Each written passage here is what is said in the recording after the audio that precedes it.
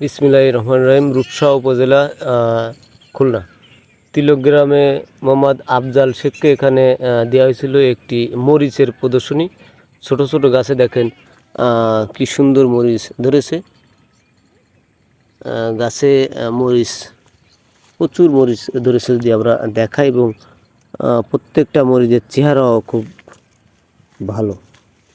এদিকে যদি আমরা দেখাই, এই দেখেন ভিতরে প্রচুর মরিচ।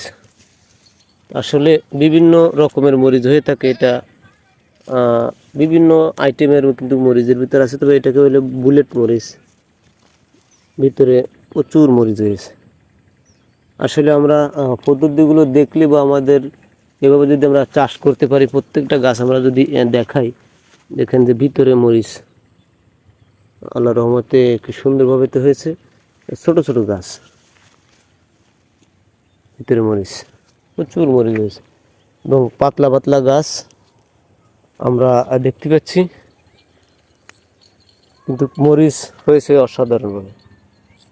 আসলে এটা ভিটা জমি, সেখানে এই মরিচগুলো হয়েছে। আমরা চাই যে আপনারা দেখবেন যে গাছে মরিচ কি সুন্দরভাবে ধরেছে। যদি এই গাছটা আমরা দেখাই,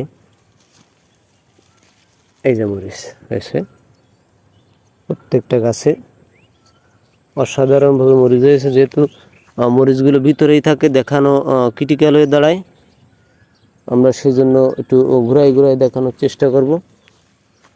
এই দেখেন